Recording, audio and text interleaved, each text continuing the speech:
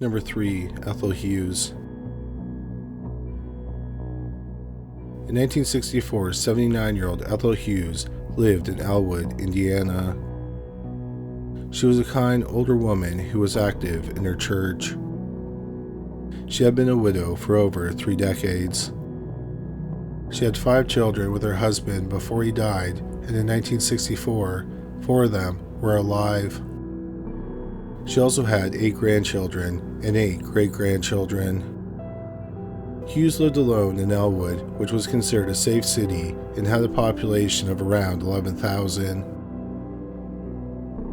On August 8, 1964, Hughes called the police. She had been receiving obscene phone calls. A short time later, Hughes received another disturbing phone call from the same man. This time, he threatened to kill her. As the weeks went by, Hughes called the police to her home several times. She had been hearing strange noises around her home. On the night, September 25, 1964, around 9:30 p.m., Hughes talked to a friend on the phone. She said she knew the identity of the caller. She said that once she discovered his identity, she wasn't worried. She did not reveal the identity of the caller to her friend. The next day, Hughes' daughter called her several times and did not receive an answer. She went to her mother's home to check on her, and she was shocked by what she found. Her 79-year-old mother, Ethel Hughes, was dead in her blood-splattered bed. It was later determined that she had been beaten to death. The cause of death was a ruptured liver. It's believed that the killer used his fist to beat her. However, the police also believe that a flashlight and ball-peen hammer that were found at the scene were used in the murder. The police said she had been sexually assaulted, but not raped. The police think that Hughes might have known her killer. When Hughes' daughter arrived at her mother's home, all the doors and windows were locked. There were no signs of a break-in or forced entry. So the police think she let the killer into her home. Also, nothing had been stolen. Unfortunately, it was not long before the case went cold. The police never learned the identity of the man who had been harassing Hughes. It's also unknown if that person is connected to the murder. However, what are the odds that a 79-year-old great-grandmother was killed by someone other than the person who had been harassing and threatening her? Or had she somehow made 2 enemies in the last 2 months before her death? Unfortunately, we may never know the answers to these questions. It's been over 61 years since Ethel Hughes was beaten to death, and it's unlikely that the case will ever be solved. Number 2. Denise Johnson. Kill Devil Hills is a town in North Carolina's Outer Banks, which is a group of barrier islands. It's unknown how the town got its unique name. One theory is that it comes from ships transporting rum crashing on the coast near a large hill in the area, and the rum washed ashore. Locals said the rum was strong enough to kill the devil. Kill Devil Hills is the area where Wilbur and Orville Wright successfully flew an airplane for the first time in 1903. The town was built in the area after the famous flight, and today there's a large monument to the aviation pioneers on the hill. In 1997, Kill Devil Hills had a population of over 5,000 people, and this included 33-year-old Denise Johnson. Johnson came from a family of 6 sisters. Johnson was never married and didn't have any children. In the summer of 1997, Denise Johnson worked as a waitress at a local inn. On the night of July 12th, Johnson worked her shift at the inn and left around 11 p.m. Around 1:10 a.m., she was seen at a convenience store with a woman with blonde hair. Hours later, shortly after 4:30 a.m., a neighbor driving to work saw that Johnson's house was on fire. They called 911, and firefighters were at the home in minutes. They got inside the home and discovered Johnson was inside and she was unresponsive. A firefighter carried her out and planned to give her CPR. However, when he got her outside, he immediately noticed that she was dead from stab wounds to the neck. The medical examiner later determined she had been stabbed 6 times in the neck and she had suffered other defensive wounds. The cause of death was blood loss and smoke inhalation. After stabbing Johnson while she was still alive, the killer started several fires around the home. The murder weapon was never found. The medical examiner said there were no signs of sexual assault. Johnson's family said they have no idea who would want to kill her or why. However, it appeared that Johnson was stalked before she was killed. About 10 months before Johnson was murdered, she was receiving disturbing and obscene phone calls. She reported the harassment to the police, who were able to trace some of the calls. They were made hundreds of miles away in Florida, but the identity of the caller remained a mystery. Then, around the time of the murder, Johnson's family said she complained that she was being stalked. Unfortunately, no arrests were made and the case went cold. 23 years after the murder, in 2020, investigative journalist Delia D'Ambra released the first season of her podcast, Counterclock. The first season is about the murder of Denise Johnson, which D'Ambra had been investigating for over 2 years.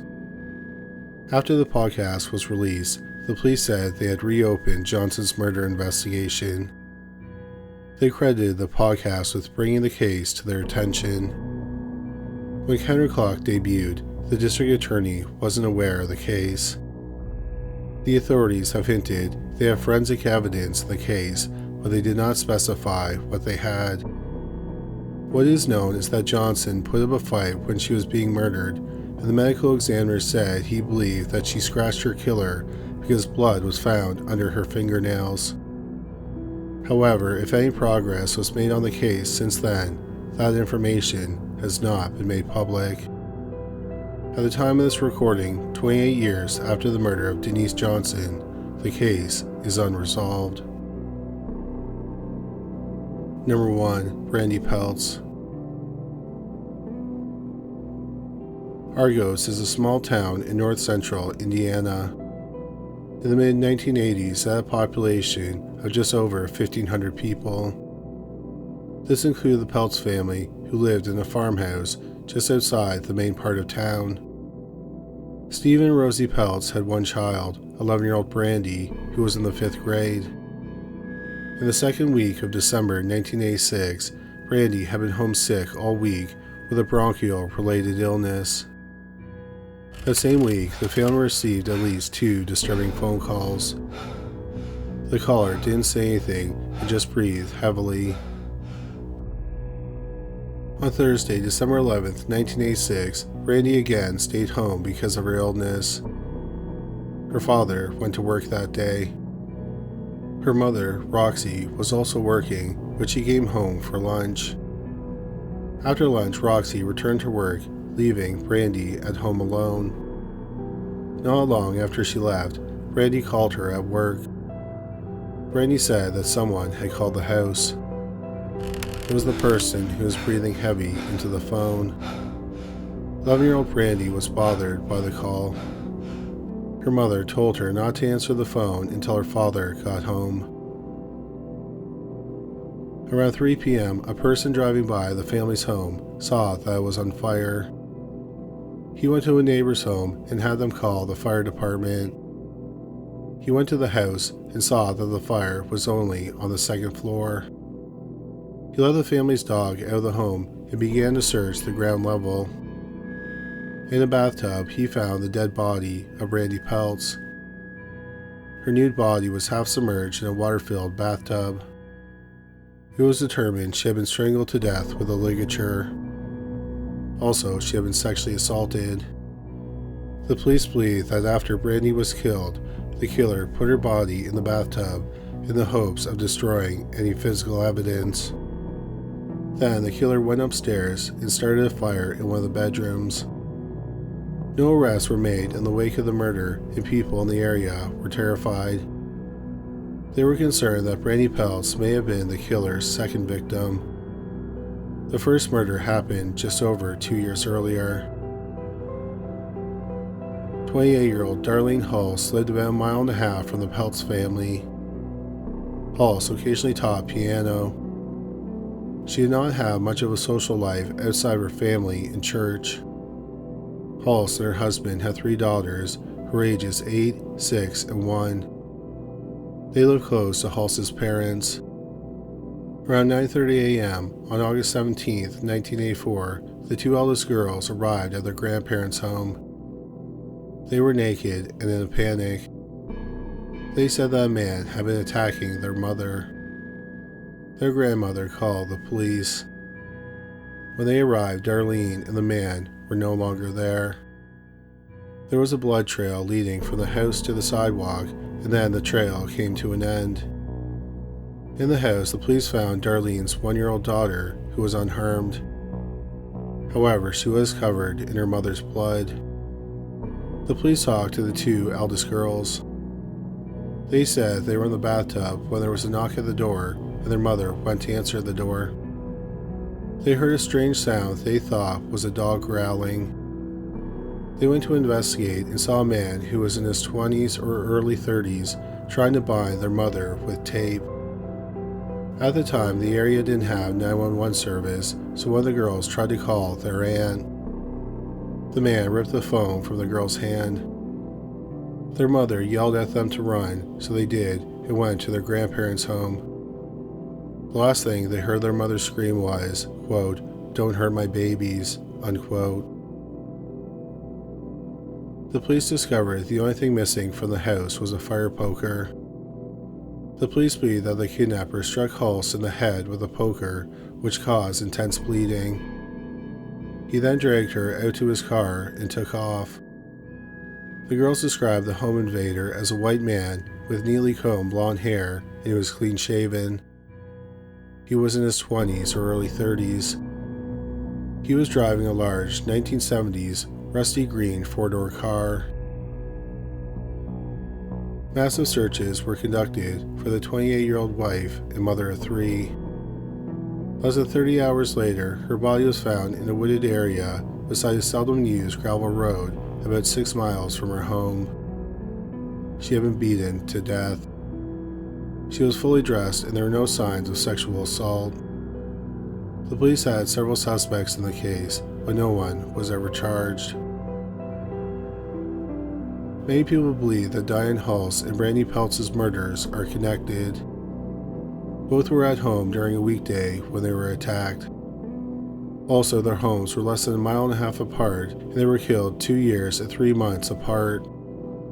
The police said that the cases are not officially connected, but they also clarified that they haven't ruled out the possibility that the same man committed both murders. At the time of this recording, both murders are unsolved. Thank you so much for watching today's video. If you enjoyed it, we'd really appreciate it if you subscribed.